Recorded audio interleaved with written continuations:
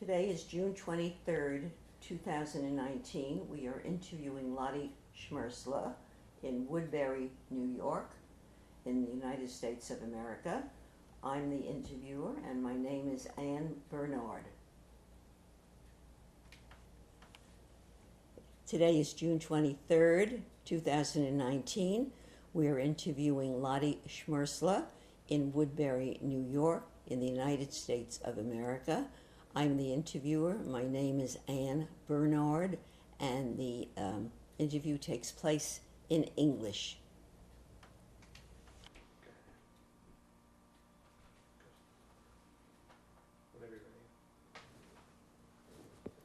Good afternoon, Mrs. Schmersla. It's very, very kind of you to allow us to have you tell us the history of your life. I'm interviewing Lottie Schmersla on June 23rd, 2019, and in her home in Woodbury, New York. And we're going to be speaking in English.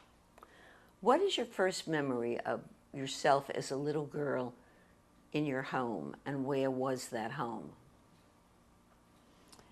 My first memory was in Frankfurt, Germany, and I was born in a private home. And my first memory is hearing my mother say, when I was born, my little brother went to the milkman and said, "Don't deliver any more milk. My mother has her own," and I had to live with that for the rest of my life. My second memory was when we moved from this wonderful home to another street in Germany, and in an apartment house. Every morning I went downstairs to ring the doorbell of my little friend, who was also 4 years old. And she said to me that morning, "I'm sorry, Lottie," in German, Lotte, "I can't play with you anymore. My mother said you're Jewish," and she slammed the door in my face.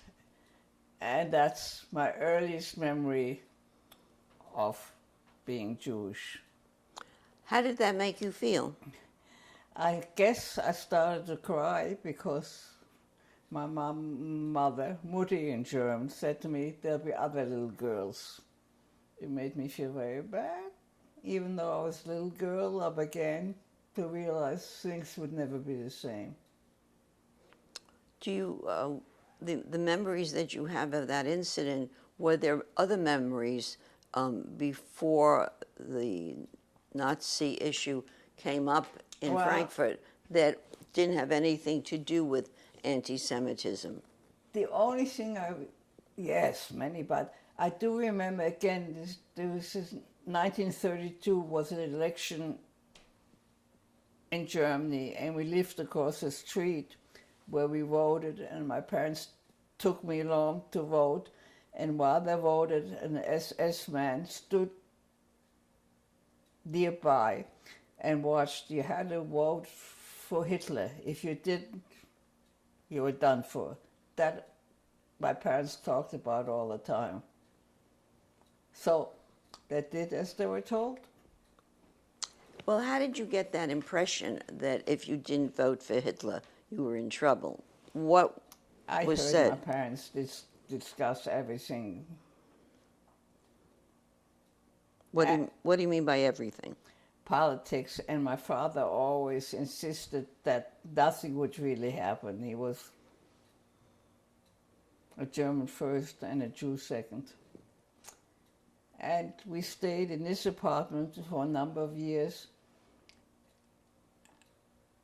till we were demanded to go to an all-Jews school. And we moved near the school because we walked to school. What was the address of this first house that you remember living in? Well, I don't actually living there, but I know I was born in Rheingannumstraße, which was a very fancy neighborhood. Then we moved to, I remembered it a minute ago. I forgot right now. The third will come to me. The last street near the philanthropy in the Jewish school was Barway 57. And we had to wear, walking to school, we had to wear a Jewish star on the sleeve. What year was this?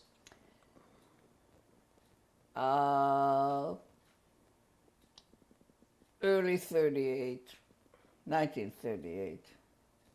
Oh, the second home I lived in was Helmholtzstraße, 38. Now let's go back a little bit before 1938 and talk a bit about the apartment that you lived in and who lived there with you and what your memories of it, what it looked like. Okay. This Helmholtzstraße second apartment, we lived with my father, mother, brother, myself, and two memories I have, which has nothing to do with Hitler or anything, was having a bathtub in our room where my brother and I slept.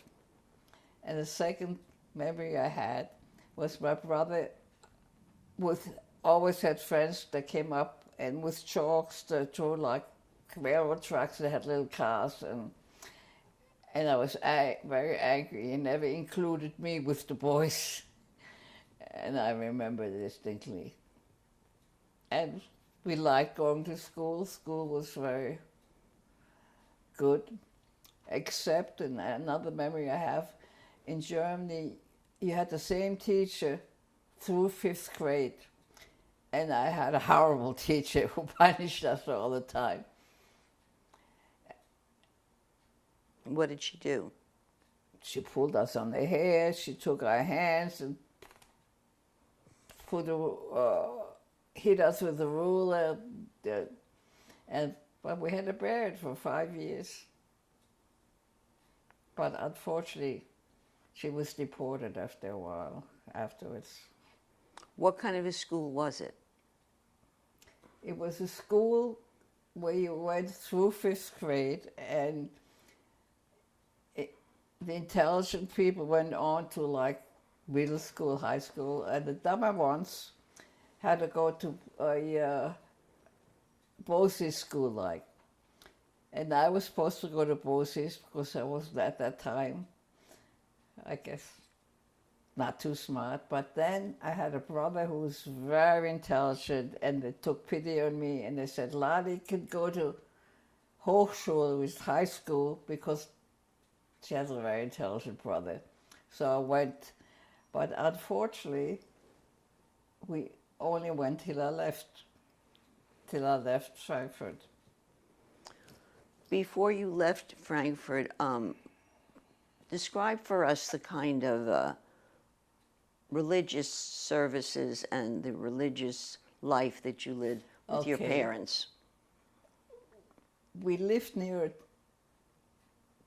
There were few temples in Frankfurt. We went to the conservative temple. We lived not too far away, and the women sat upstairs and the men downstairs. And once a year on Simmertor, we were allowed to go down, and we went quite often. Not regularly, but quite often. Till Kristallnacht, the night of the, I don't know what you call it, night of, where they set the temples on fire, and we saw the smoke, and we ran out to see what happened, and the temples were fire. And that's the night the Germans came to take the Jewish men away to the concentration camp. Up to then, we led that I know of, a very happy family life. Before we get back to that, if you could describe to me the way you observed Judaism in your home when you were little. Actually, not too much. We No, we don't, we're no different from anybody. My father went to work, and my mother graduated high school, and till the day that my brother was told not to come back to a regular school, that's when we first started feeling different. Did you celebrate Oh, we different? celebrated all the holidays, absolutely. In Europe, when you went to Jewish school, you learned religious stuff, and as a matter of fact, we went like on vacation time. We were sent to a religious, like a camp, but it was there like camp. We spent time there, and we came back more religious than before because, but of course we knew what we're doing and that we were celebrating. But And how do you think your parents felt about the fact that you came home from a vacation like that and you said you were more observant or religious than before you they went? went along with anything. But after a while, it stopped. What was Friday night like in your house? We did light candles and said the prayer, but that was it.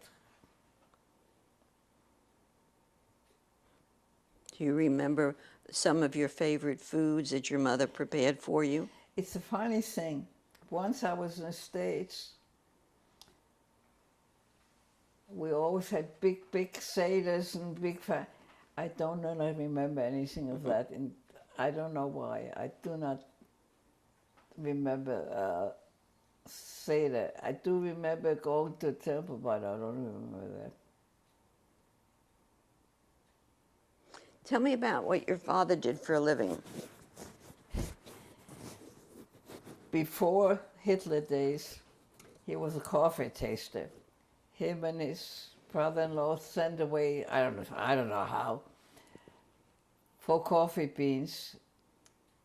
And they tasted where it came from, and they had a big machine, and then they roasted them, and they sold them, I guess. But afterwards, they couldn't work anymore. So he took orders for oil and toilet paper to deliver to people. That's how he made the living at the end. Mm. And how big was the business before the war? How big was I'm your? sorry, I cannot tell you that. Did you how? I remember seeing the place and all, but I don't.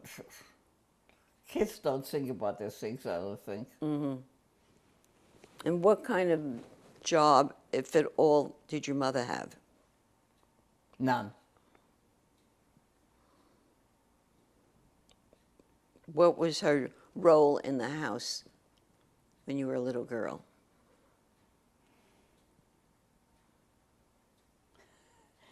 I really can't describe it. She was like a housewife, like any other housewife. She was very intelligent, but I guess by the time I came along, she was a mother, and women didn't work so much in those days. I'm no youngster anymore, so I don't think at those days the women went to work. How do you know your mother was intelligent? Okay, my mother was one of 9. She had 8 siblings, and she was the oldest daughter, and she did graduate high school with a degree in secretarial work that I know. She did, guess she must have worked when she graduated. And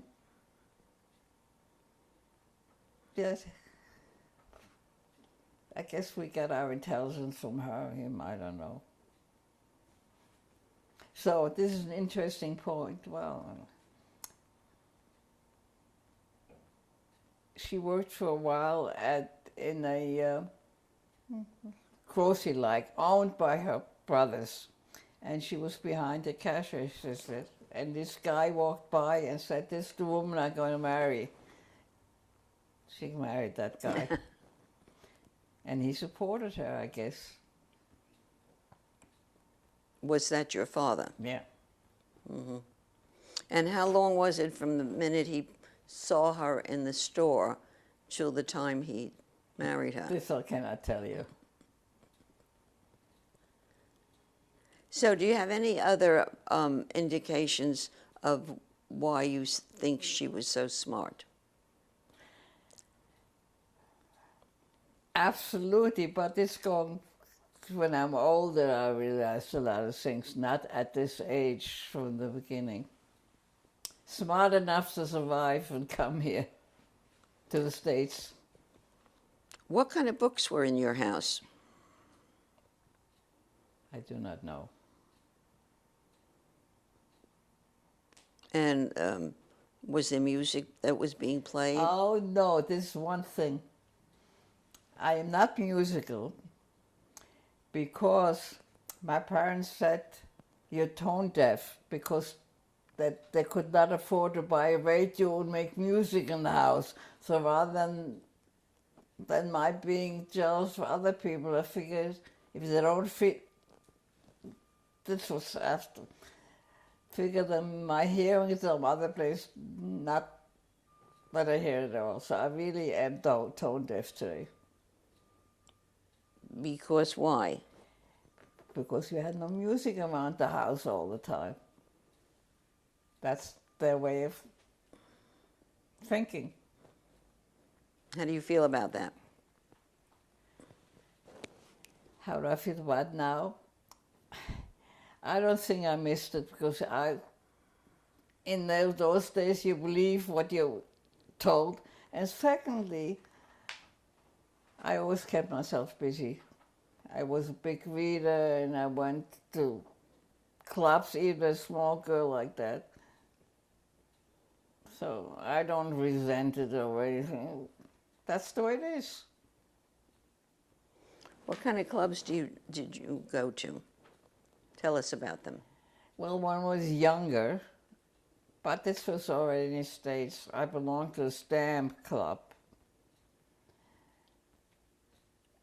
And from school, I joined every club after school. And Germany, I think we were forced, or I'm not sure, we belonged to a club called Habonim, where we had to wear brown uniforms like the SS, and we had to go there and they examined our nails if they were dirty and lice in the hair. And so how old were you when this took place? 8. Yeah, boy. And how often did you have to go? I think once a week, if I remember right. And I think we looked forward to it because we met other little girls and then... Who took you there? We went everywhere by bicycle. And you picked up another little girl and you went together. We were not afraid to go alone or anything at that age.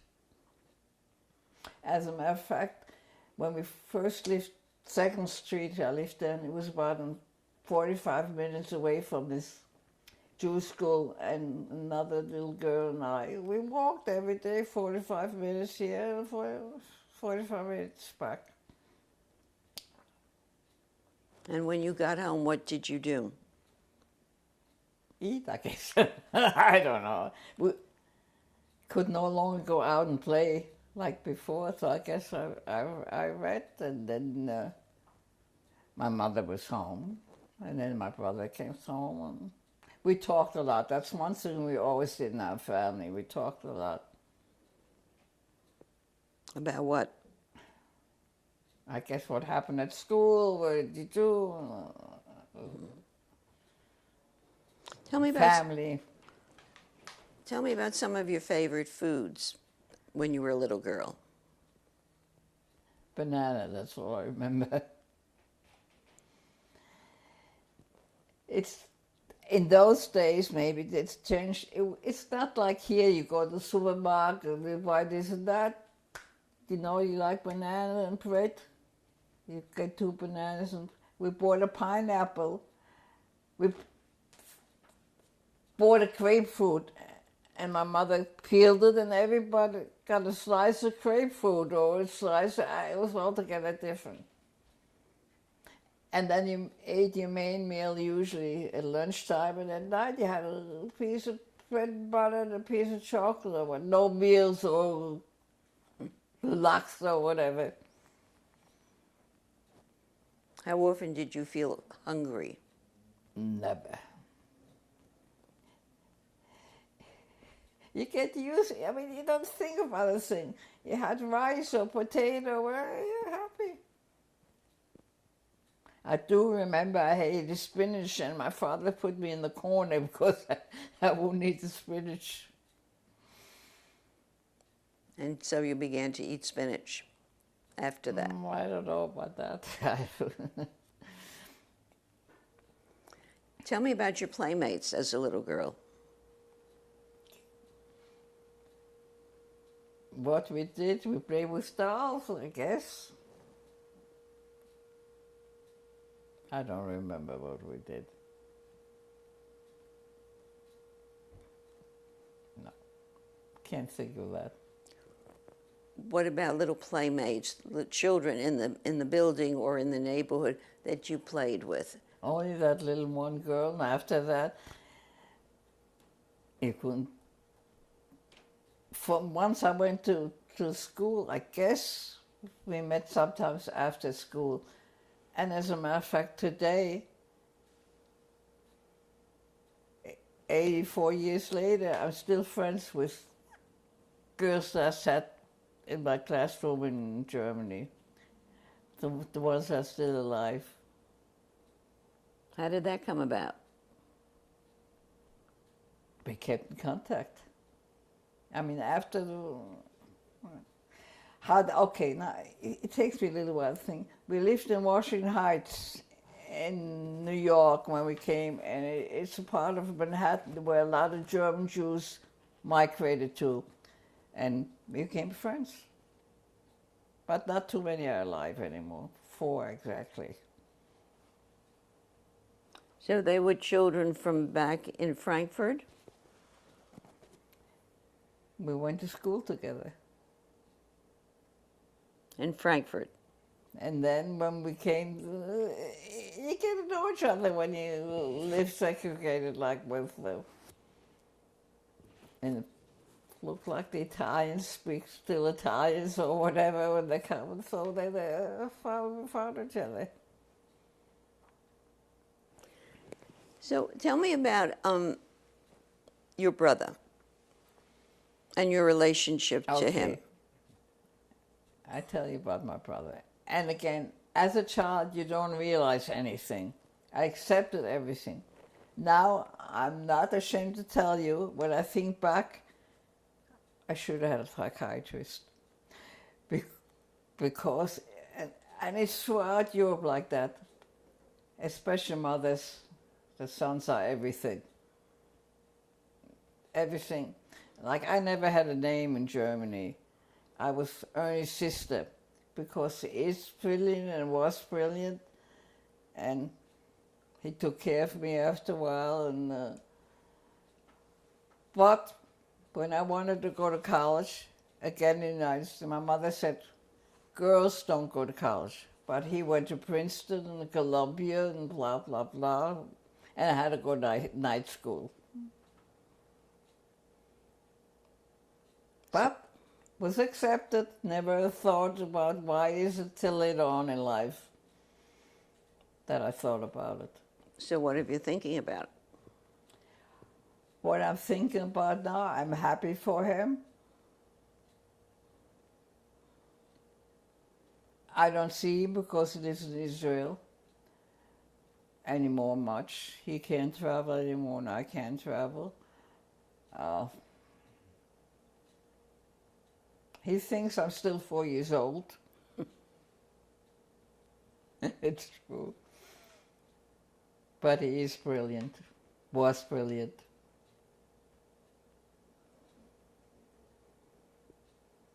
That's it. He's 95 years old. Almost. How often are you in touch with him? Up to about 6 months ago, every week we emailed and called. He's not too good anymore, and it's a burden to him now to go on the computer and then the phone. I am touched. What do you think is the most important thing your brother did for you in his lifetime? Well, he helped me escape from. He was there for me all the time. And when we came, he started sort of to lead his own life after that, when he was rid of me. No, but no, that's a joke. He was always there for me.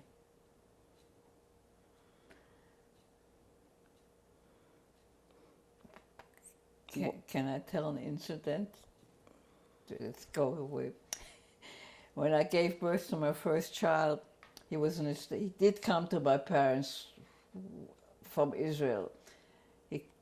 He came to the hospital. He wanted to visit me before going to the airport. But I forgot I was married. He only remembered my maiden name and told me at the hospital it's nobody by that name. Went to the airport without seeing me. That remains in my mind. But he's okay. What do you think are your lasting impressions of him will be?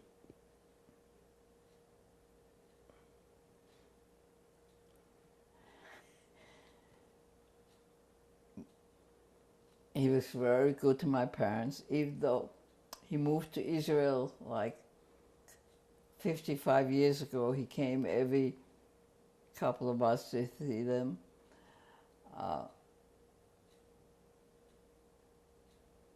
He's had a tough life also.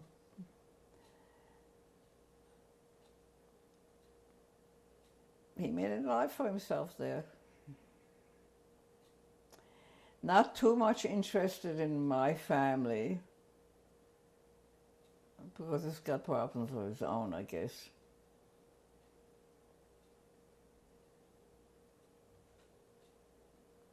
That's it. What was your parents' relationship with him when he moved to Israel? That's a very good question. I admire them. They never said boo. They wanted the best for him. And the reason he moved to Israel, when he was in Princeton, his roommate said to him, I could no longer be your roommate. My father wouldn't let me live with a Jew. That minute he made up his mind to leave America. He didn't want to see happen here what happened to us previously. And I told my parents, I did. Good luck. And I thought that was very big of them, not to object.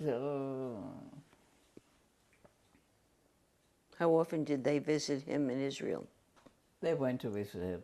Often I can't tell. At least 5 or 6 times. I went to visit him 4 times.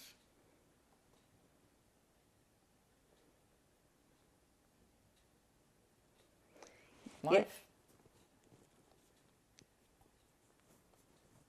You were saying?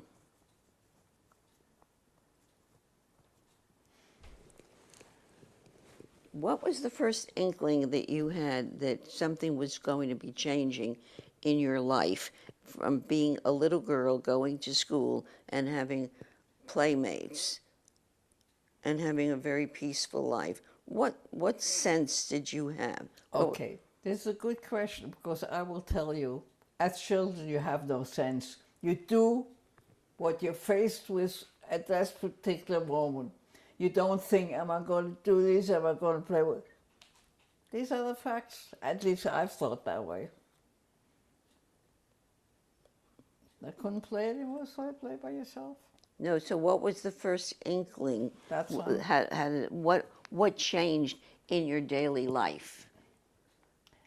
This Kristallnacht, that changed my daily life. In what way? After, first of all, I took my father away to a concentration camp. And second of all, they closed the Jewish schools. You couldn't walk on the street by yourself. I mean, you had the star and all that. And then, a couple of weeks later, we had to leave Germany, my brother and I. That's how it changed our lives. How did you understand that this was a different kind of Germany than it was before? How did that communication get to you in your head? And as a little girl, I don't know. You were told, don't go out anymore, you don't go out anymore. You were told there's no school tomorrow, you don't go to school tomorrow. It's not that a little girl to change things. You're told when my mother said, you have to leave, you left. How much after Kristallnacht did your life dramatically change so that you left Frankfurt? What's the connection? 2 weeks. Exactly 2 weeks. When my father was taken away, my mother said, oh, I did leave out a very important part. Did we have it? No. We tried. My mother tried to get a visa to come to the United States because her siblings lived here. I don't know, we didn't have it then. But my mother said one morning, I'm taking you to the train station. You're going to go on a train, and you're going to go stay with these people, but I can't go. That was the big change. No, my parents, and I think in the beginning, first 2 weeks, we were able to, as children, write a letter to my mother. But the family life was over. Before we get into that fully, tell me where your father went. To a concentration camp called Buchenwald. And how was he taken?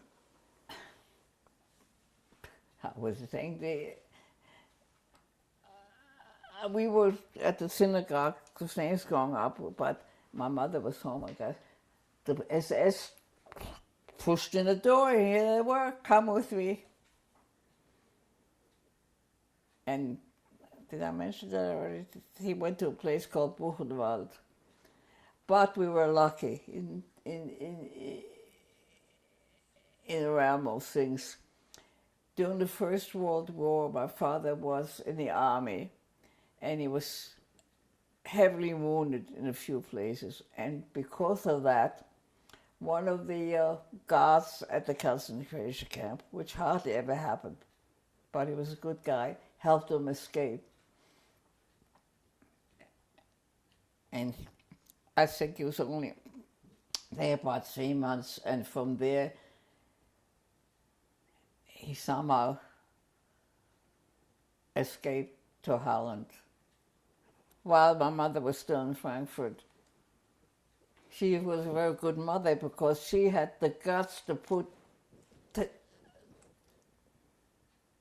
take us away, to let us go instead of having us stay there, but with us. How much aware was your mother about your father's circumstances? What do you mean aware by? What was happening to your father? Yeah, I mean, aware. Taken away, that's aware. They shoved them in a truck, I guess, and they took them to the Buchenwald.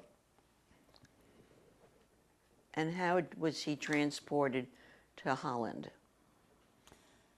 He wasn't transported somehow. He escaped. He went from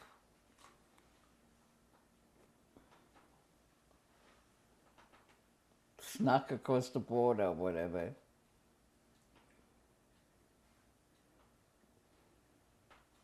How is it possible for him to do that? Yes, I cannot tell you he did it. As a matter of fact, he landed up, I'll get this later, I guess, at the same house than Anne Frank for a while. The Dutch people were very good in helping. He made up with them.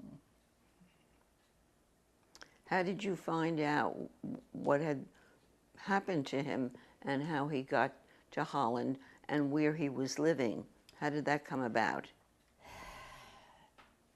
My mother knew. How did she know? I guess when he came home from the concentration camp, they discussed how or what. And she knew he was in Holland. And maybe was able to write her, I don't know yet.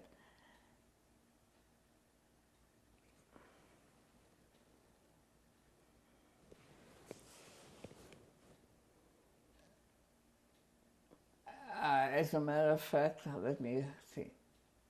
My mother, by that time, she had a visa to the United States. And she thought she could get a visa too. And she went to Hull to go with him on board ship. But by the time he got his papers, there were no more ships to America. And that's it. He had to stay in Hull during the whole war, hidden, when she came to America.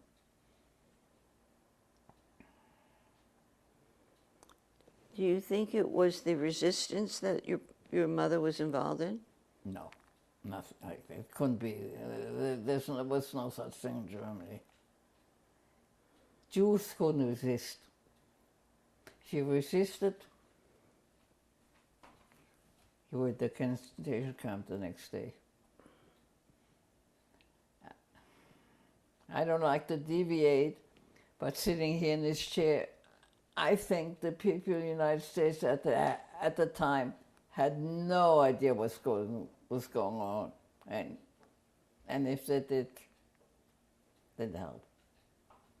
What makes you say that? Talking to the various people. To this day, I think they don't know.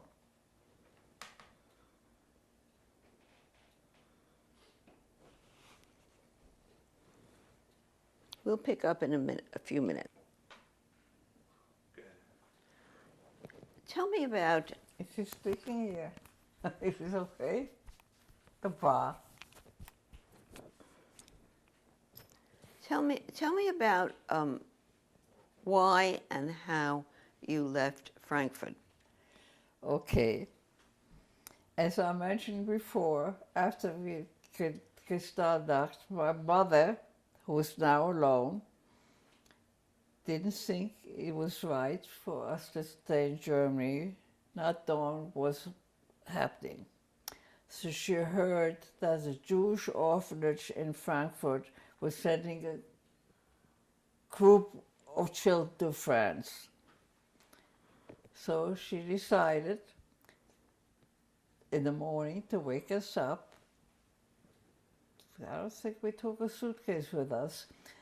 Oh, I forgot to tell you, long before when Hitler came to power, a classmate of my brother's family moved to France. And when things started, and he corresponded, he was 14 years old. Was he 14? 14 years old. And the mother of that boy wrote to my mother saying, if anything gets worse in Germany, we will be happy to accept Ernie. So my mother wrote back, thank you, but if you accept Ernie, you must take his little sister too. So that woman, Mrs. Schwaber, wrote back, yes. So when things became hot, and she heard about that Kindertransport from Frankfurt that was going to France, she packed us up in the morning and said, you go to France now, to Mr. and Miss Schwaber. And we went. and she went back home. She left us because she was big enough to do that. She loved us enough to do that. Did you cry? I doubt it. I don't cry easily. I had my brother. And when we came to France, there was this woman waiting actually for the other kids, but this guy, I hope this woman doesn't come in, no.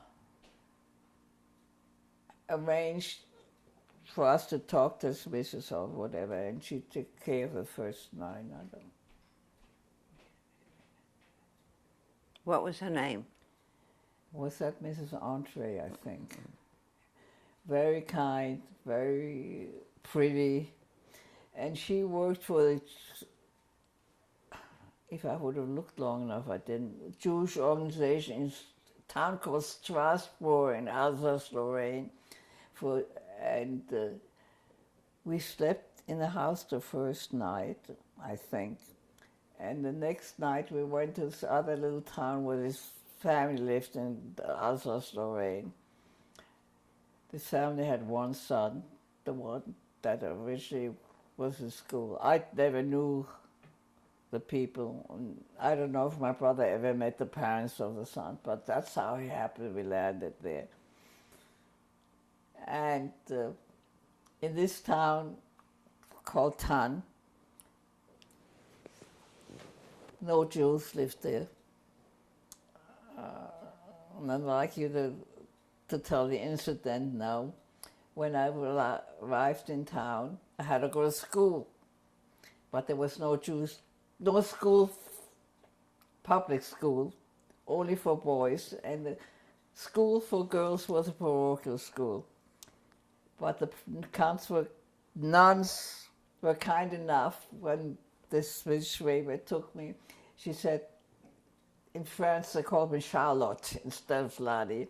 She said, we will take Charlotte, but she can't come to school till 9 o'clock every day, because from 8 to 9, all the kids have catechism. I was Jewish. So it was arranged. I went to school every morning at 9. And I came to school and I opened the door like I was a little mouse. Never sat in front right by the door. Nobody should see me because I was ashamed. I had to go at 9 o'clock. The other kids were in full. Till a few weeks later at recreation, a little girl came to me, I forgot her name, and said, I'm so jealous of you. I said, why are you jealous of me? She said, well, you are allowed to sleep an hour later. You don't have to come to school at 9 o'clock. And then from that day on, the next day, I opened the door wide when I came to school, thinking everybody was I was so happy. And we became friends. And that was... How did you learn how to speak French? In Alsace-Lorraine, you don't speak French. They have a dialect. I learned very quickly, and I had a very nice time there. They were very, very good. The people were good to me. And another little incident, since I'm talking, we lived in a 2-story house, and the people upstairs had a turkey farm. And me not knowing anything, put on a red dress one day, not knowing turkeys don't like red. I went in the yard, oh my God, in my dress, they attacked me like anything. And the house we lived in belonged to the other people, had a big Jesus on the cross in front of the house. And it was kind of a small town. Years later, I went back to France, and the town became a big metropolis, and there's no way I could find a house. Till I went to the railroad station and looked for a house with, and he was still there. Oh, so. Did you meet anybody who had been there before when you took this trip back?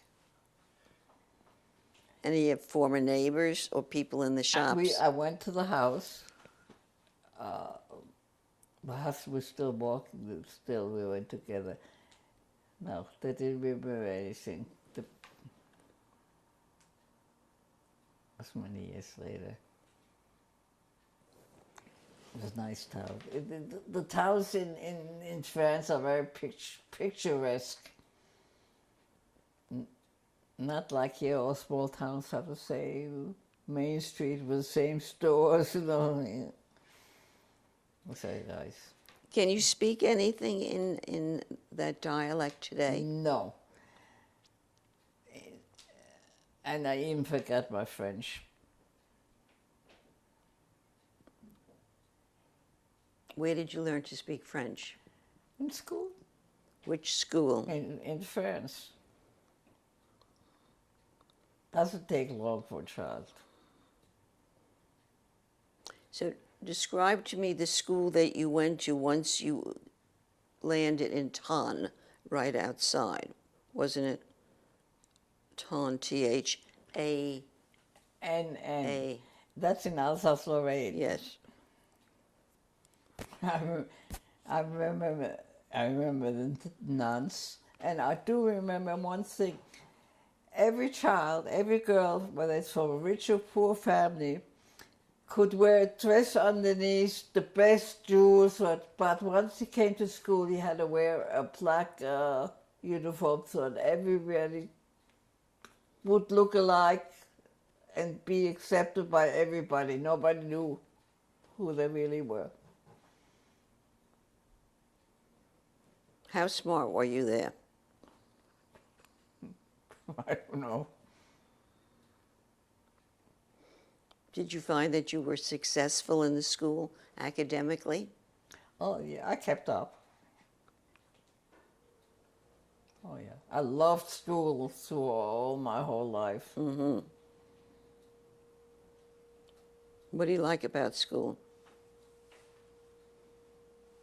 To learn, I guess. I mean, to get to know more facts. Those days, there was no computer where you could push and find the answer right away. So what things did you study in Alsace? Reading, writing, arithmetic, I guess. And were you comfortable when you went home from school in the home that you lived in with Ernest? Very comfortable. They accepted me like a little child, like a daughter. And I don't remember what the man did, but they had a son also very brilliant. And the woman stayed home. What were their names? I only remember the boy's name. His name was Charles. I don't remember their name. Funny, the other people from the other town I remember. How long did you stay with them?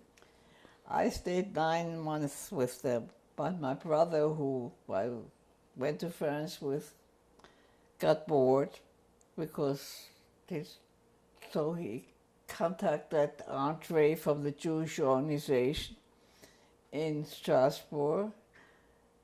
How we I guess that we had phones, and she told him to come to Strasbourg.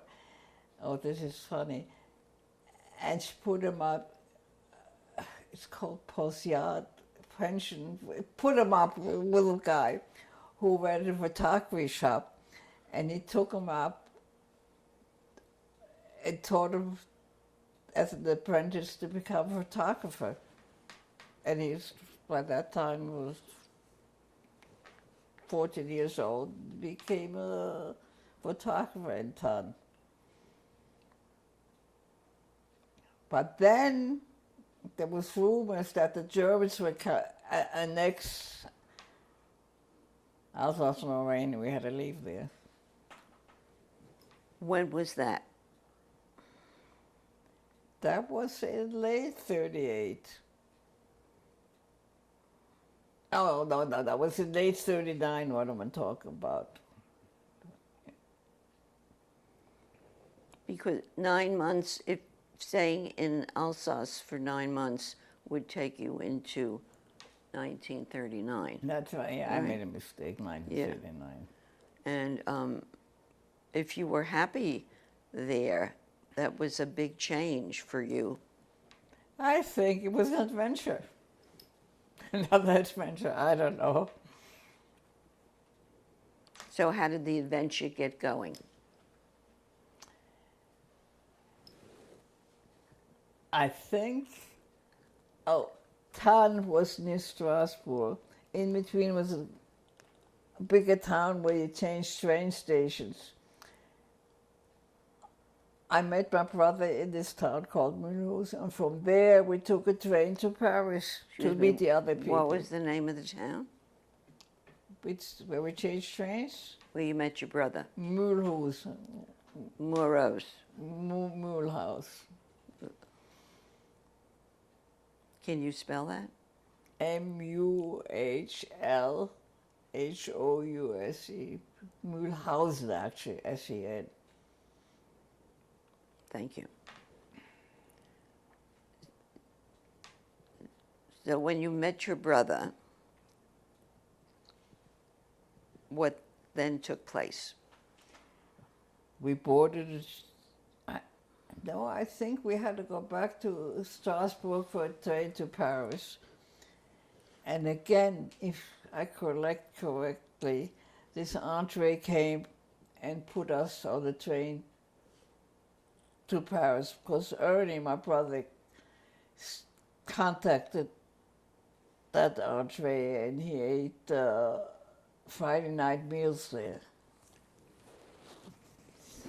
Madame Andre, this was. Was she in the resistance or what was her affiliation really in terms of children and your mother? I think it was all a volunteer job for her.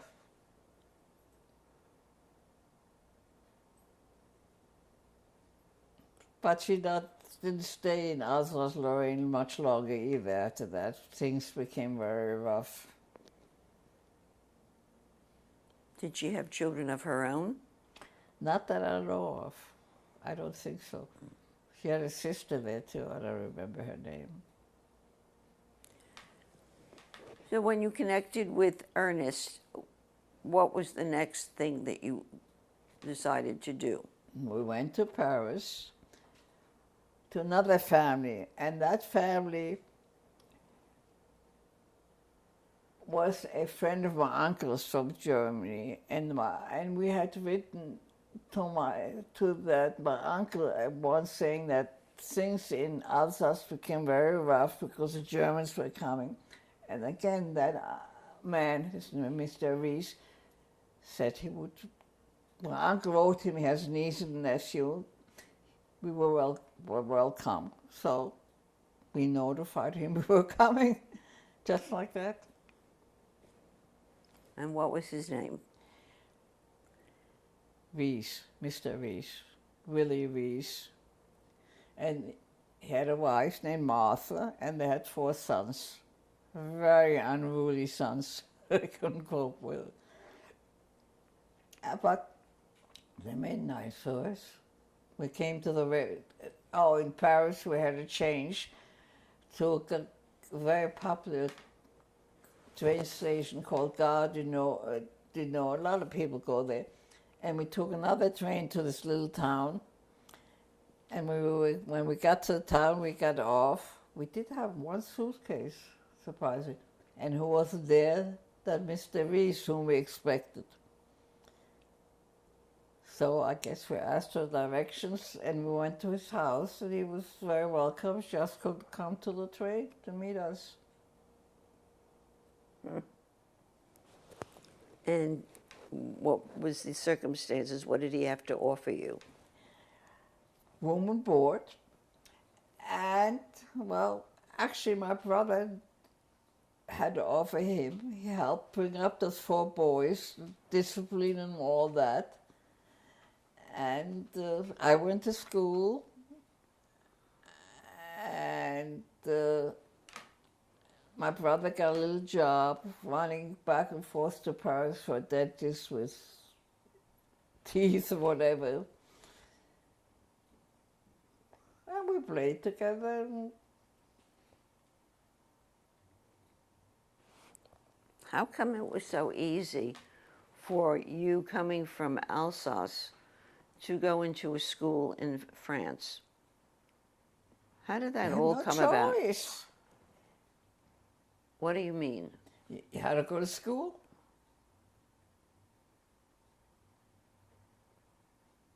What were the restrictions of allowing children from other countries to go into their schools? Here I have a little tale to tell.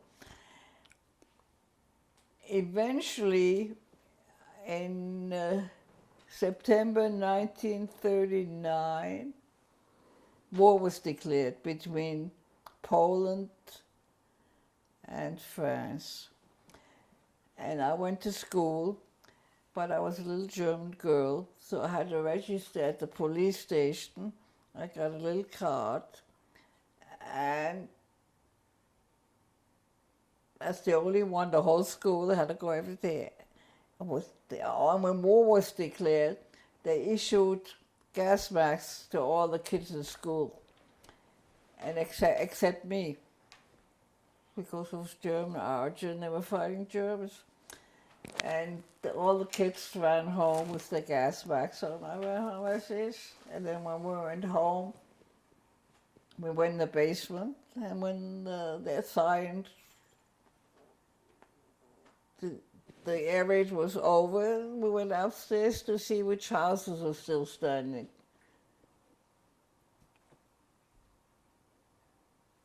And the school was about 40 minutes away from where we lived.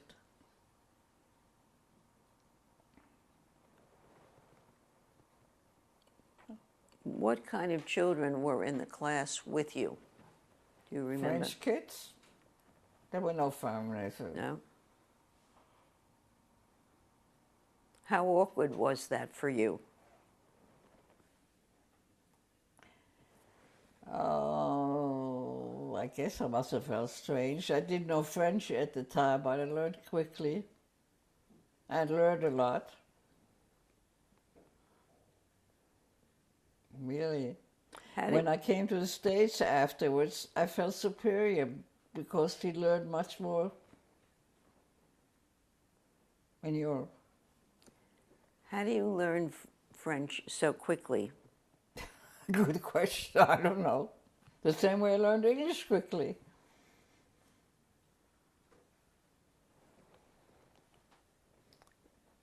What subjects did you learn in that little school?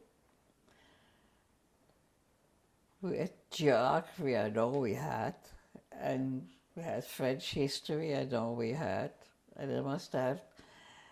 I think in those days you had composition, I think. Composition. Arithmetic, yeah, I said arithmetic. If I remember right, they gave you a lot of homework. And the funny thing, you went to school on Sunday, but you were off Wednesdays in France.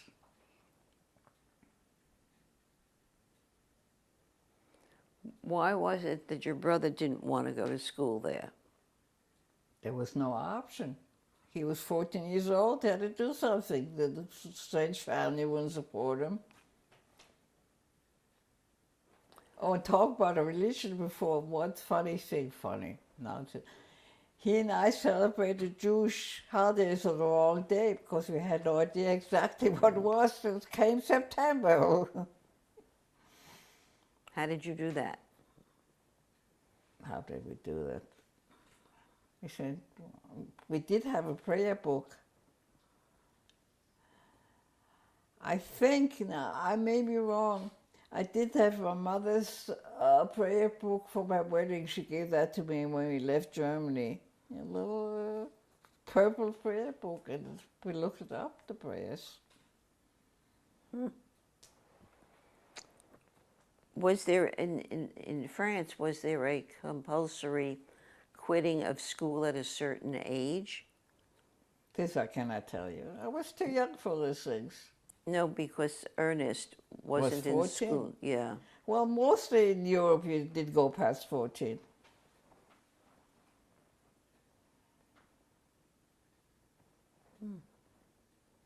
And what was it like living with his family with all these boys? It was interesting. I think it was a very tough choice to know which boy to play with every day. We lived near a forest called Side Cooking Farm. We went very often together to the forest to pick blueberries or blackberries, I don't remember. And they had bicycles. We went bicycle riding.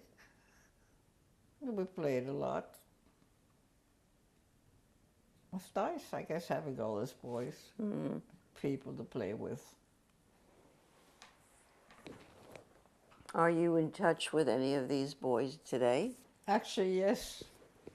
These boys are now, one of them, the oldest, came to live with us in the States for a year after.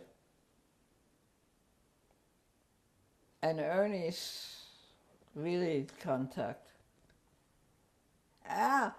And when I went to France at one time, he came to meet us. Yeah.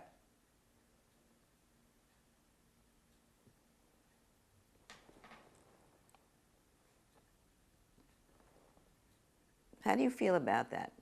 About what? About the contact with the people that were part of your childhood? I thought it was great. Yes. Well, the one Schwaber, they had one son. He got killed in the French resistance. I don't know if you are aware or the people know that Pétain, remember Pétain?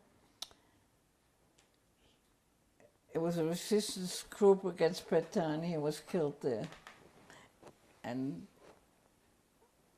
the parents were kept in contact for a while, and they were taken to a concentration camp too from France. But the Rieses were in contact all the time. Felt very good. Kept informed. I can picture them.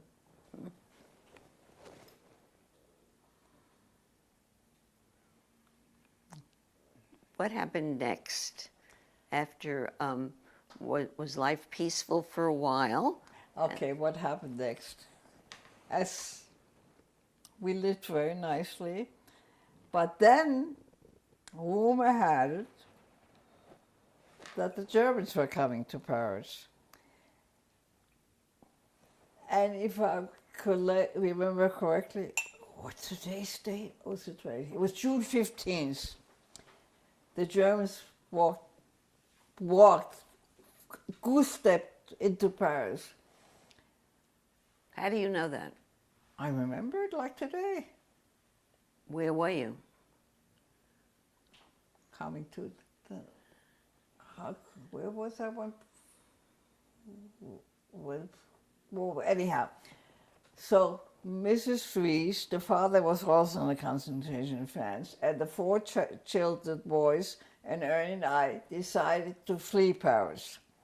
So we were a little bit out of Paris, maybe half an hour. Then Mrs. Fries said, "Oh my God, it's started to rain," to Ernie. "Please go back." He had a bicycle, and get the raincoats for the boys. So Ernie said, "If I go back, Lottie stays with me."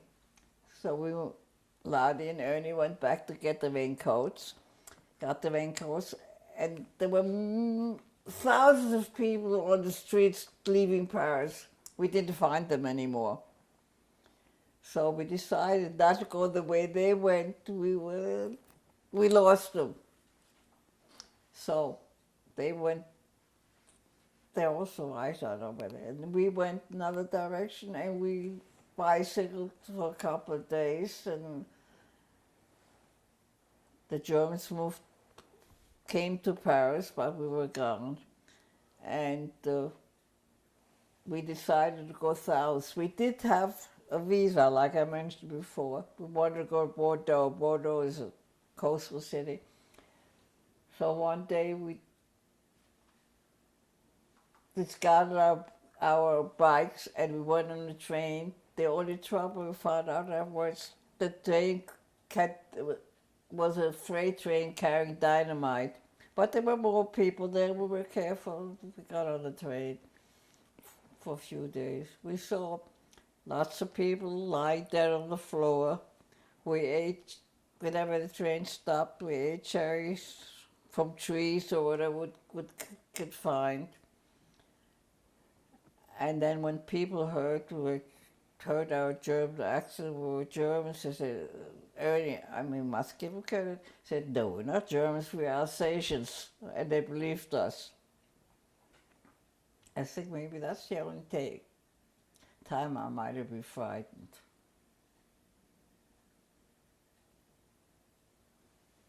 Yeah, cherry tasted good. What kind of people were on the train? What nationalities? I think it was most French people fleeing to go down south. Did the train ever get down south?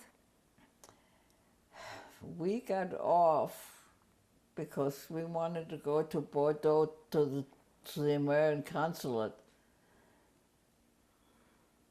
But for some strange reason, which I remember, there were no more. They didn't recognize the visa, and there were no more boats leaving from there. It was rough. But this Madame Audrey moved to nearby called Clermont, and we contacted her. Ernie knew her address. But of course she said, you can't stay here. We had to go, we slept that night, took a shower, and we had to go further. 2 little kids, but we made it. How did you learn the process of going from one place where you had to stop, get off the train, and then kind of concoct or imagine a new destination? How did you learn? You learn when you have to learn. You ask people, you do things, and they have to learn. There's no such thing about thinking twice. Could you give me some more details about that? Pardon me? Could you give me some more details when you say you have to learn? Well, what did you do? Do you ask people, where's this train going to? Can you walk there? What direction? Where can we sleep tonight? And how they sleep on the ground, on the floor? Well, they do what they say.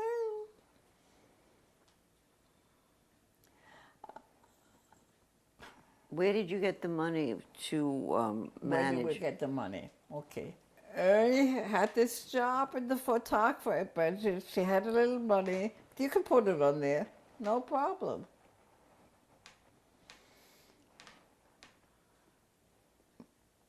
Ernie had the money from his photography?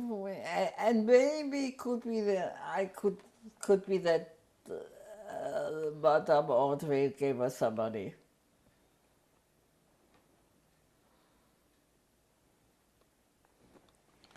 That's a good question. Actually,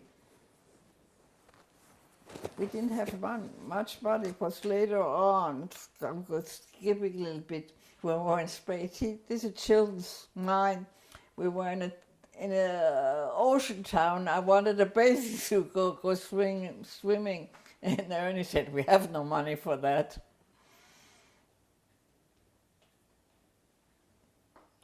I was being a little girl. You were a little girl. Yeah, I know. What happened after you stayed the 2 nights in the little town? Okay. I think, like I mentioned, it's a little befuddling me. We did eventually get a visa to go to the United States. The first time from Bordeaux, we didn't get it. Then You had to go. somehow we went back and got it. So we decided to go to America, but there were no more boats leaving from France. So we decided to go to Portugal. Don't ask me how we knew about Portugal. Oh, I do know. Yeah, we decided to go to Portugal. And so we went on another train to a town called Hendaye, which is on the Spanish border and Spain. So we went to Spain, and when we got to the airport in Spain, they kind of not jailed us, they held us in a room because we had no, what do you call those visas? What do you call that visas when you go through one from a country? We had no visa to go to Spain. So they sent us back to France. Why are you shaking your head? And here's where our luck began. When we came back to this little town called Hendaye in France, there was a truck standing there. I think it was a picture. And the truck said Foster Parents Plan for War Children, which was an American organization that worked in Spain during the Spanish Civil War in '36. So we went up to the driver, and I think Ernie spoke English and explained the situation to the driver of that truck. And he said, I can help you. We have a home here nearby, and the Americans working there, and you tell them the story, I'm sure they will help you go through Spain to Portugal. And sure enough, they helped us get our transit visa, I was talking. And then we stayed there for about 2 weeks, and we had good food and blah, blah, blah. And then when we went back through Spain, we had no problem. Well, the person who was really helpful to you was a Mr. Brandt. Never heard of him. Or a Mr. Bain. Mr. Bain. Maybe, I don't remember. How did they facilitate you getting on the ship? How did that come about? Nobody facilitated. We went to Lisbon. How did you get to Lisbon? Through Spain. Did On you a walk? train. Did you walk? And on a train, I guess, to Lisbon. And when we got to Lisbon, it's coming back a little bit, we had the idea of, here you asked me how we got money. We had the idea of going to the American consulate because we had a visa.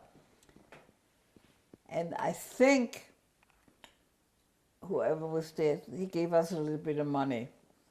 So we could stay in Lisbon for a year. And then, but he also said, I can't help you get to America because there is a ship coming, but it's only taking American citizens back to America because of the war here. Okay, when is the ship coming? And he told us, and then Ernie and I decided, maybe that Mr. Brandt told us to do it, I don't know. I really don't know. They decided just walk on board, so people walked on board, the Americans, we walked with them. We were on.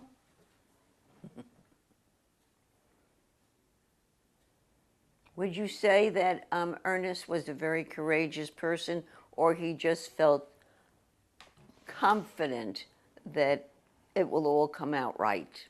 I think so. We had faith. So what happened on the ship? Oh, we're now on a ship. We got on a ship and we You just walked up the gangplank? got up the gangplank. And we opened up after a while cabin doors to see an empty cabin. and we wanted to stay there. But then we went on, they had like a recreation room, and they had, I've seen from my eyes, leather couches, you could say. So we sat on the couch and all fun and didn't feel good. So Ernie was there then. I don't know what to, yeah.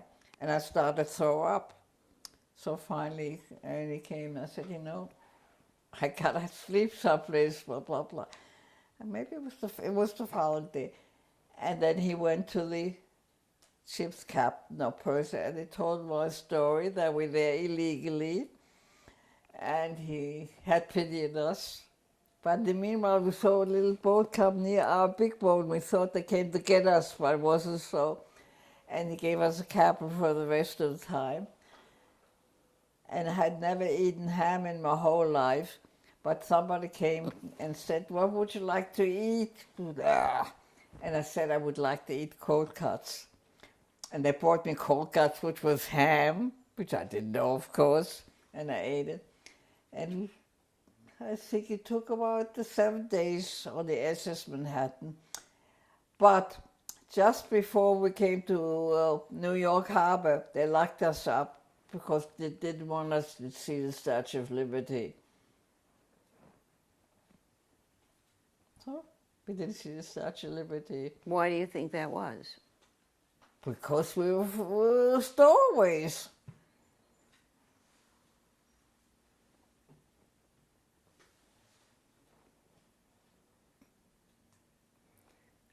What happened when you passed the Statue of Liberty? What happened? I think my brother, we sent a telegram to my mother. We knew where she lived in New York, that we were coming on that boat. And she came to the boat when it landed. She knew, got the information, but we weren't there. We weren't on the looking out to see. But she saw our, what do you call a rucksack? Backpack. We had a backpack with us, and the backpack was on the with the other suit, and she saw our name on the backpack, and she knew we were here. And I don't know how they come. I guess she must have gone to somewhere. I don't know how come. They let us stay a few hours with us on the boat. And then the next day she came back to, and they took us to Ellis Island, and she came to Ellis Island last day. And we had a trial in the Ellis Island, and they just said, we can't send these 2 kids back, and let's warn you. The conclusion was, he said to my mother, who was there, if you can come up with $200 and pay back the ship company we let the kids stay. So she came up with a fortune, $200. Where did your mother live?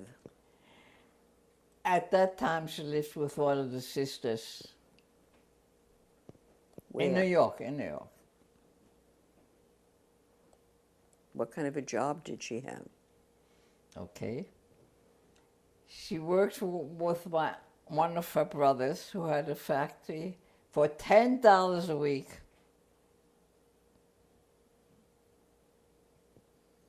But afterwards she became an insurance agent and she made out all right. Okay. Why did you become an insurance agent? Would you like to hear that? After a while, my mother became sick. She had thyroid problems. And no money, $10 a week.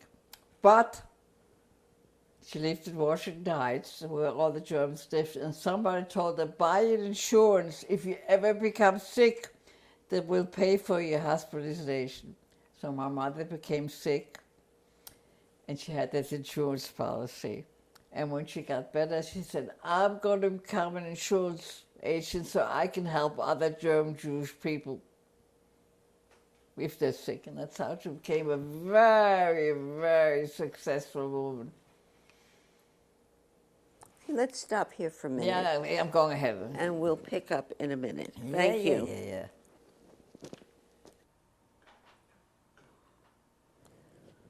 like to go back, Mrs. Schmersla, and talk about the difficulty of getting a transit visa because you were leaving from France, going over to Spain, and eventually to Portugal to pick up another ship to come to America where your mother was.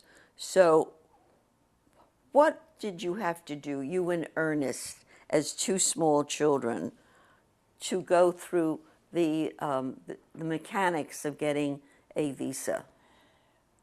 Well, the first time I got an uncle of mine from America sponsored the visas, and we had to go from Paris to Bordeaux, which is a town on the coast where the American consulate was. And we went to Bordeaux very enthusiastically. But when we got there, we didn't get a visa there. They refused us the visa. And I don't exactly remember why, but the American consulate wouldn't give us a visa. But another uncle gave us, sent a visa, whatever the papers, and we went back to Bordeaux a second time, and we got a visa. We did have a visa, and when we were on the road from Paris with all the people leaving, the Germans, we decided the best bet for us would be to find a ship to go to America. And we traveled south on the road, but the only thing was there were no more ships going to America. But eventually we landed up in a little town on the French-Spanish border. We went from this little town called Hendaye to Portugal. But when we got I get confused. We got to Spain. They put us like in a cage. It was little room because we had no transit visa, and they sent us back to France. And we were lucky. This organization helped us to, I don't know how, they got us a transit visa. It took about 2 weeks. Transit visa from Spain to Portugal. And in those 2 weeks that we stayed there, we ate well, they slept well, and actually they took us back afterwards to the border. And we finally left France for good. With the Germans. Who was they? That took us to the border. Did I mention that? It was called Four-Step Parents Plan for War Children, an organization that worked in France during the Spanish-American War. And we saw the truck and we talked to them, and it helped us.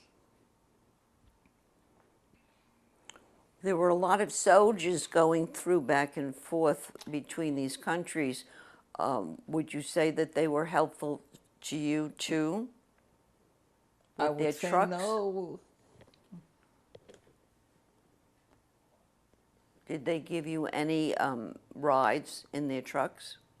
Only this from the organization, which was a very good organization. They helped children of the Spanish Civil War. What do you think was when you got to the SS Manhattan, which was the ship taking you to America, what would you think was the main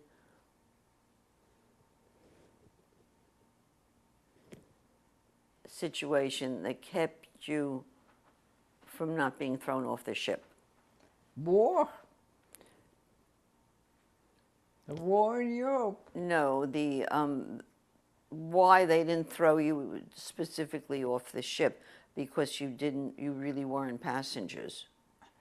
Because because the war was going on in Europe, and they didn't want these little kids to go to Warsaw, back to Warsaw, Europe, the captain.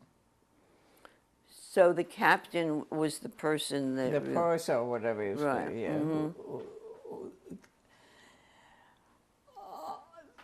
Actually, war started in September 1939 in Europe, September 39. And this was July 40. He had pity on us, I would say.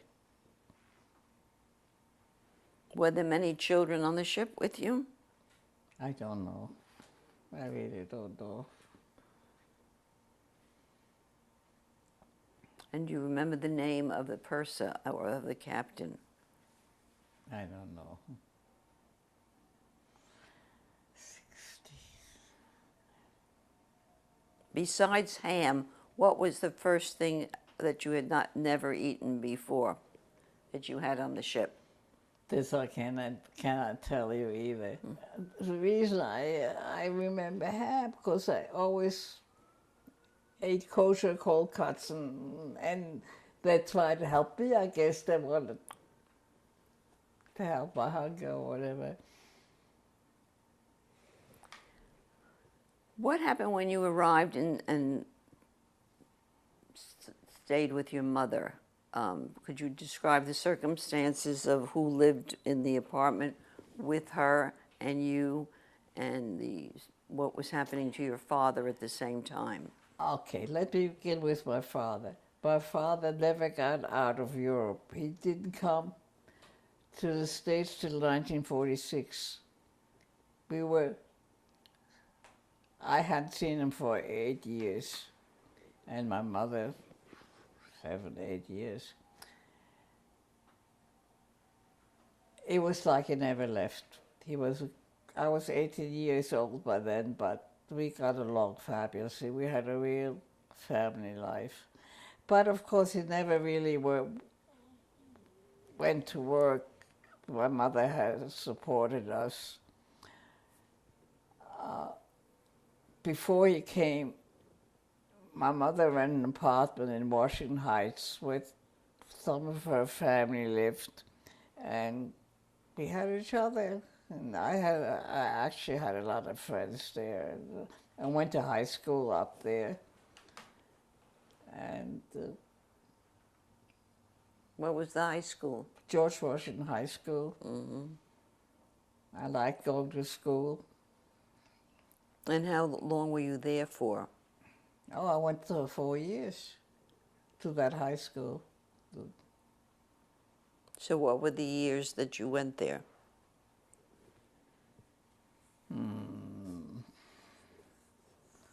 I think I graduated, was my father here already? I might have graduated, well, I came in 40, and I went to a little bit to public school, and I went to junior high. Maybe 40, I could look it up. I could look at that book. 4 years I went there. And was it a good experience for you? I loved school, but I wanted to become a librarian forever. My mother wouldn't let me go to college. She said, girls don't go to college. So I didn't become a librarian. You were an obedient daughter and always listened to your mother. Actually, not. People will tell you, and maybe that had to do with I never talked much. I was a very timid girl. The minute my mother passed away, I became outward going. All my friends told me that, and I spoke up before that. Circumstances, I guess. Was there any way that you could become a librarian and still please your mother? You had to go to college, state college. I went to college at night for other things, but I could never. I helped establish her. What do you mean by that? My mother became an insurance agent which means you can only sell life insurance and accident health insurance. But she wanted to be bigger than that. She wanted to sell, in those days it was simpler than that, but automobile insurance, homeowners, and you could not do that just to order Asian slices. So she recruited me. I went to insurance school and I became an insurance broker. And she sold all this coverage under we formed under my name. So did you make a living from that as well? I had a job. I worked for foster parents. She sold and she signed my name. I mean, I signed my name. She said, oh. What kind of a job did you have at foster parents? A secretarial's job. Mm-hmm. How did you feel about that? I went to work in the morning. How long did you work there? I worked there actually till I got, long time. I got married in 52, maybe 4 years, I would imagine.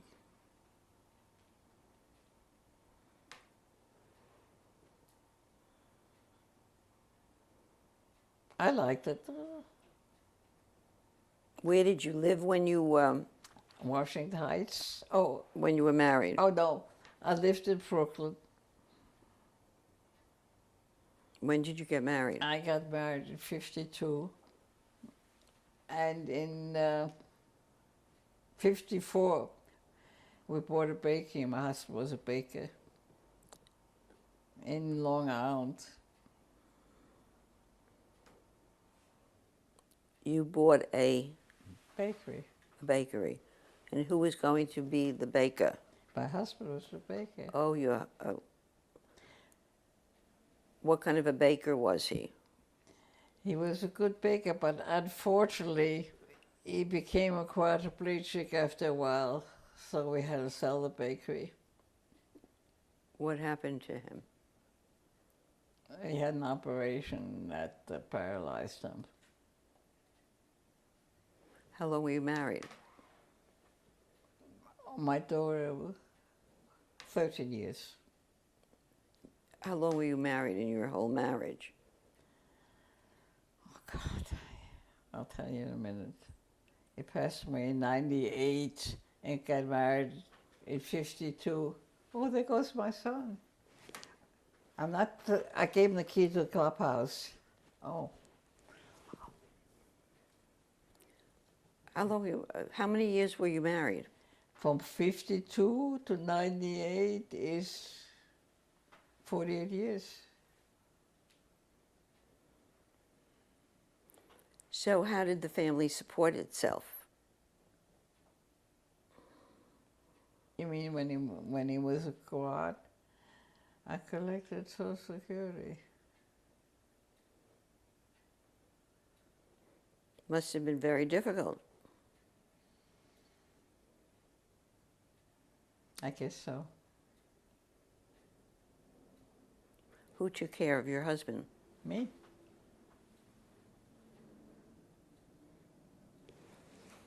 Mrs. Schmersler, how many children do you have? 3. Could you tell us about them? Actually, I'm very proud of them because despite the fact that things were not too normal with their father, they all became very successful. But it's unbelievable how time flies. One is retired for many years already, or he's on the other job. The second one is a PhD, and the third one is also successful. He's an architect.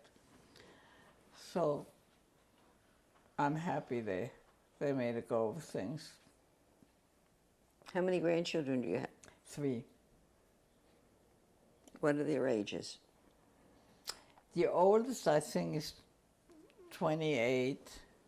It's a he. The next is 26 and one is 25. What are your thoughts about Judaism? Okay. Unfortunately, and I feel very bad, I'm not really a believer. Because the things that happened to me in my life between this and that and this and my husband, I can't believe in anything that religion or God or whatever would help. You get into it what you put out of it, life.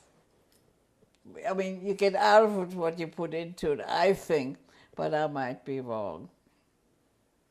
And I do believe, unfortunately, that in the United States, things are going to happen. Anti-Semitism and all that. Is there anything that you feel that you can do to... I can't do anything anymore at my age. But I was active in organizations, actually Hadassah, which is a Jewish and B'nai B'rith in my younger years. Were you a synagogue attendee? I was active in the temple in Hicksville, Long Island, very near here. Two of my kids actually graduated Hebrew High, which meant after school they went to another synagogue for high school. And we belonged to the Orthodox temple only out of tradition that I kept up everything that I did keep up. But that, I believe. How do you work that out? On the one hand, you are feel strongly about your synagogue relationships, and on the other hand, you... Because I did for the kids' sake all these things.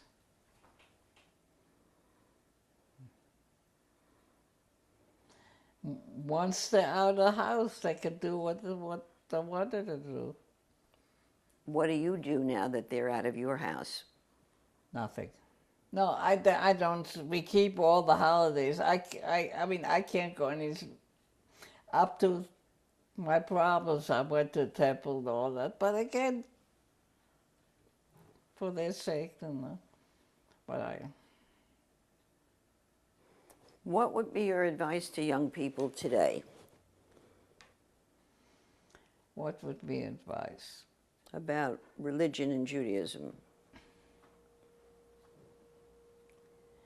Well, my Audrey, who's the middle one, she's been to Israel like 10 times, and she's go. And the one, my granddaughter, they believe. I don't know if they believe, but they do it out of the idea of helping others. The one that's going now, I told he's going for a year to help.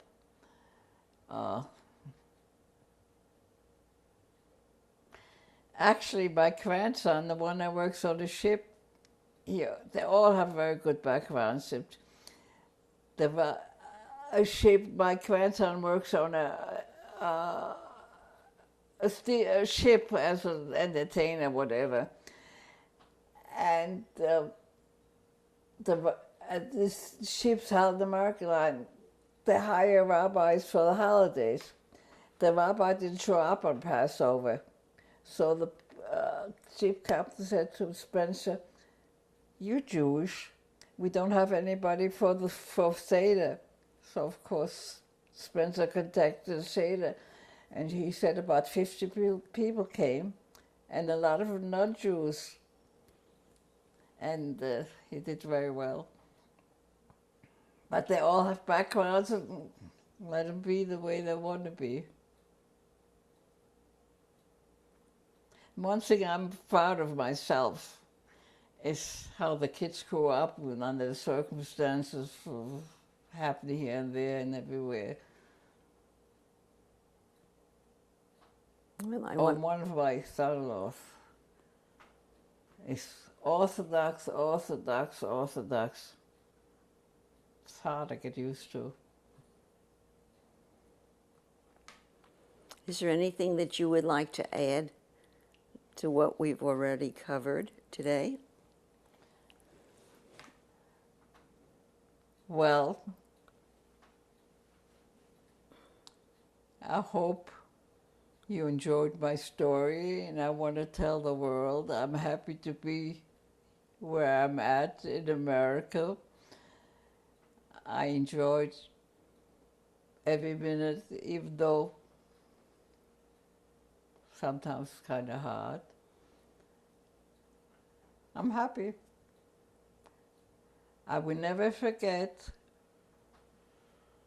I forgave.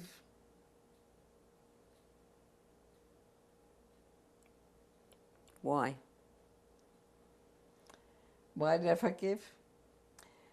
Because I've met a few people. As a matter of fact, in this development where I live, we had 5 survivors, and I hate when they talk only about their past and what the country owes them, this and that. People don't want to hear all this all the time.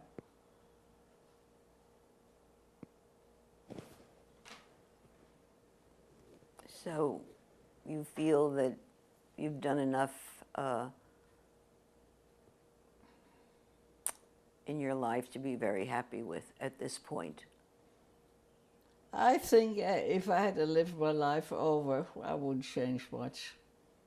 The experience, of course I can say that because I came out all right, but I'm okay. Thank you very much. We really appreciate you sharing this with us, Mrs. Smersla.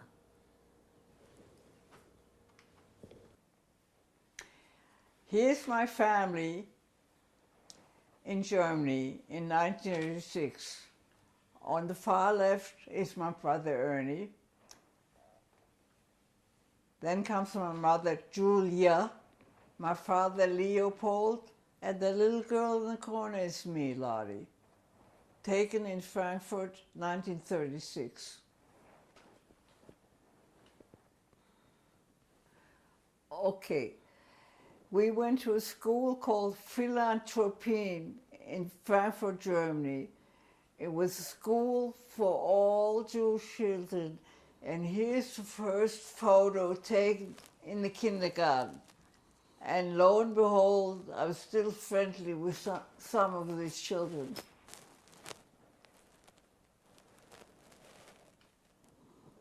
And here's the school, the Philanthropien. It was destroyed during the war, but now is in existence again.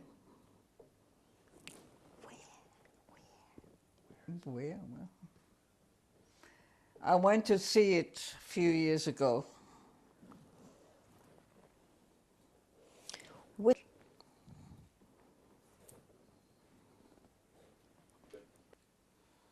This is me as a child in Frankfurt, Germany, the bicycle of those days.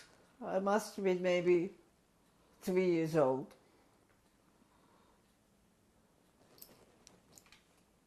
Okay, here we are in school in France, a town called Garches. On the one side is my report card, which I kept all those years. From that school, I had to walk about 45 minutes every day during the war. And on the right side is a little booklet. I was a little German Jewish girl in a French school, and during the war, I had to report every single week at the age of 11 to a police station, because all the other kids got gas masks. When the siren sounded, they left school, ran home with their gas masks on, but I didn't have any. And I had a sign in that little booklet every week saying I didn't have a gas mask. So I ran home without the gas wagon. I signed the book. And then when the sirens went off again, after we were home, we left our basement and went upstairs to see how many homes were still standing. And then here we are, brother and sister, still in Germany, 1936, happy as a lark.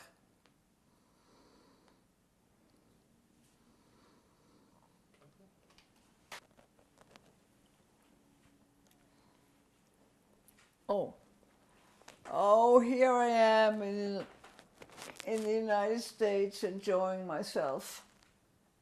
I don't know.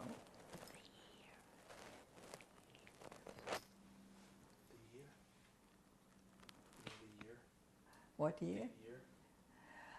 Oh, 1941. Here I am again, graduating high school. I'm the one in the middle in case you can't recognize me. But I look the same. Name of the high school. Year 1946. 8. Probably later, I don't know.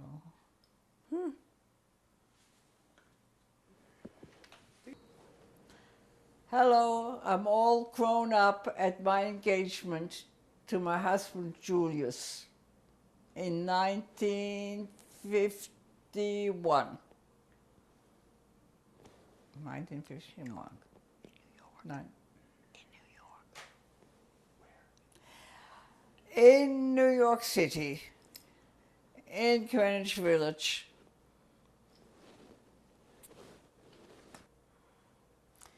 Okay, here I am one more time. I hope you had enough of me. Bye-bye. This is my husband and I in Hicksville, New York, where we lived.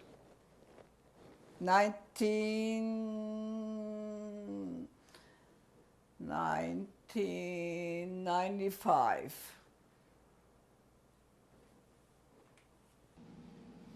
Hi, good afternoon. It's a pleasure to have you all here. Really very happy that so many of Lottie's family has decided to share this particular afternoon with her and the story of what she has gone through in her life. And I'd like to ask anyone who will volunteer to talk about something they'd like to say, either about Lottie or Judaism or life. Big questions. Okay, I'll talk. I'm Sharon Schmersel Richmond, Lottie's eldest daughter, and I think having grown up in a household of a parent that was from the Holocaust has made us a little different than other children. First, and also the fact that we were first generation American was really an anomaly where we grew up. I didn't really know many or any other first generation Americans, and in school that was always something that was chatted about. Unlike some of the stories that we heard where parents did not disclose their history in the Holocaust, my mom and her brother and her parents were very open with their histories. It wasn't something that was hidden. It was something that they chatted often. So it didn't come through as emotional as I've heard other people's situations with their stories, because it became part of my mom's stories as she chose to tell them and unravel them to us. I think how it's affected our family, I think having the German heritage has made it, us growing up, it was a much stricter family. We were culturally Jews, not religious Jews. That's because who could, in my mind, believe that a religious God can let this fate, this horrific fate, be bestowed on a generation of people, not only Jewish people, but others as well. So we were culturally Jewish, and that's how my family is today, although we're pretty involved in our synagogue and holidays and things like that. But I think the takeaway from my mother and what was, embedded in us is sort of a building of character and a perseverance. When life is very difficult, you sort of forge ahead, unlike what many people behave or experience in their life. She doesn't ever dwell on the hardships, and she's had many hardships, not only the Holocaust-related hardships, that she has always forged ahead and looked forward. And like today's current mindfulness, she is really in the moment rather than dwelling on the past and having that influence her life. So I guess collectively we're grateful that she was not depressed because of the Holocaust, that she had the fortitude to go on in her life and have a family and a family life in spite of all the horrors that she has experienced. Thank you. Okay, so I'm Audrey. I'm her second daughter, or middle child. And yeah, all right, middle child. So anyway, I think what has had a profound effect upon all of us is my mother has always impressed upon us, or said, that the only thing Hitler couldn't take away from her was her education. So she's always impressed upon us the need to go back to school and continue our education. And of the 3 kids, we all have graduated from college and have had some graduate education as well. And thanks to our encouragement as well as financial assistance, no matter how tough it was financially, I don't think any of us graduated with any loans or debts from our education. That's great. I'm Les. I'm the son, the youngest. And I also want to say that growing up in elementary school, junior high, high school, the curriculum never had World War II, never had the Holocaust. And what we grew up with was this whole wealth of stories and history that nobody else knew about. You say first generation Americans or wherever we were, we'd see our grandparents all the time in Washington Heights. There was this whole family, there was this whole culture going on that when we got up and went to school on Long Island, nobody knew anything what we knew. So even though some of this stuff was hard and some of the things was difficult to talk about for my parents and grandparents, they were always open about it, like my sister said, but we knew about it. And we had that more knowledge of what the world was like. We were more worldly from that as well. So that was pretty interesting that we, not until our 20s or 30s did even mainstream media, I think, even got back to what was going on in World War II and talked about the Holocaust in Germany and what happened really to the Jews. That's from myself growing up. But I do have to relate one quick story. When we were invited back to Germany. Right. For 2 weeks. My mom was invited for 2 weeks. I went for 1 week. Audrey went for 1 week. And had a lot of good experiences there. They welcomed everyone back. They had their German Jews back. They said they were more happy with the German Jews than the Russian Jews.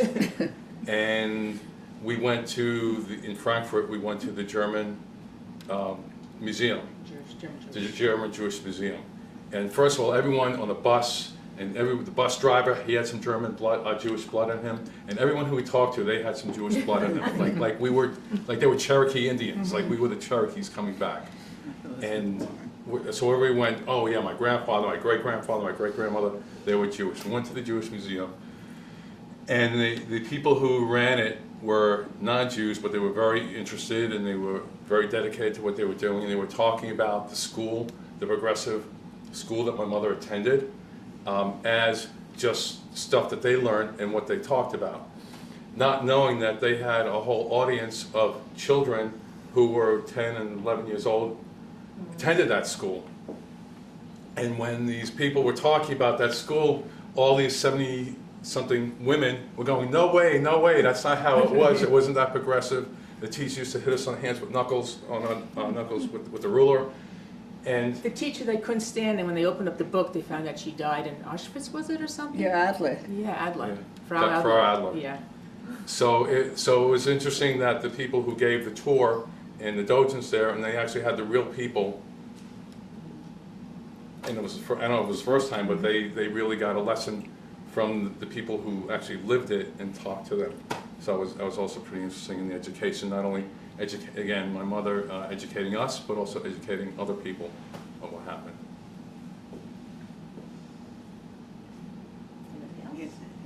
I just say, I am Mark Richmond, the husband of Sharon, father of Rachel, and son-in-law to Lottie.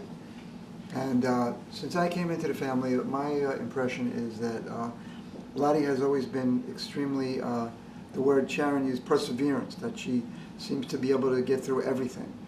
You know, I said, Sharon, doesn't your mother get bothered by that? No. And I said, there's one after another, she handles life's problems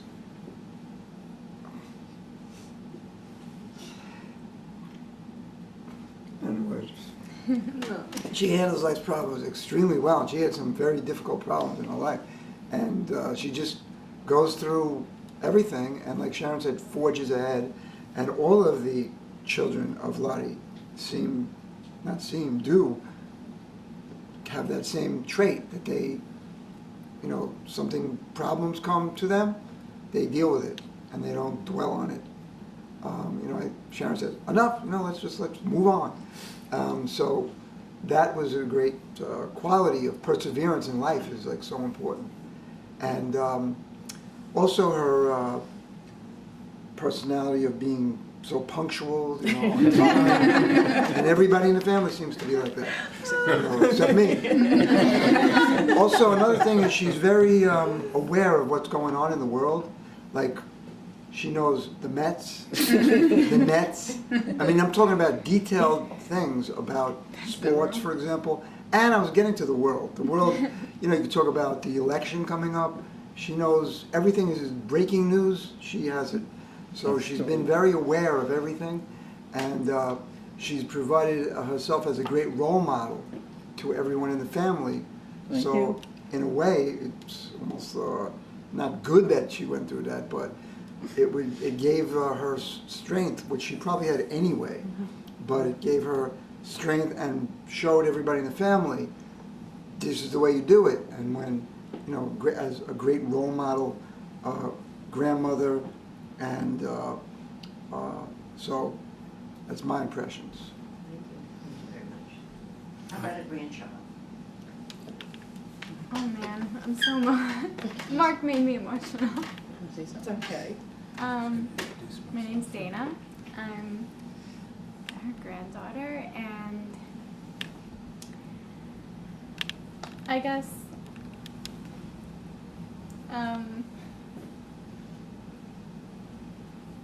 She gets emotional. I'm the only emotional one in the family. That's true.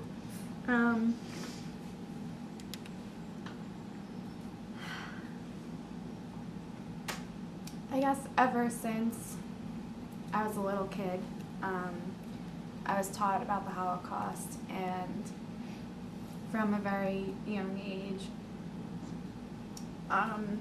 my grandma was just the strongest person in my life, and I always have looked to her for that strength when I haven't had it myself.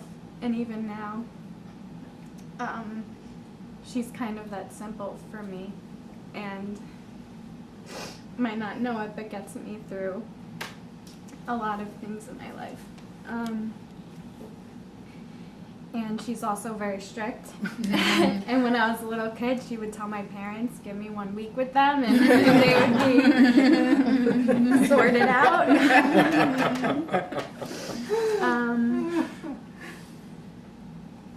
So I think coming from a family of Holocaust survivors, it does make you more aware of the world from a very young age. And it makes you more appreciative of what you have, and gives you more of a reason to fight for what you love and believe in. And I think it's something that we all carry in us, that experience, that trauma. It's something we all internalize, and even though it's a very negative thing that happens, I think it all you know, we persevered and kind of grew up with the belief like this too shall pass and we will get through this. And I think the other thing it's made us all believe in is somewhat, everyone's created equal. And how could you persecute someone because of their religion, their skin color, or where they come from? Beyond my comprehension, how any first or second generation American can not be sympathetic to those who have less. I think that has, you know, been something that I've always believed in, the need to help others. Thank you very much.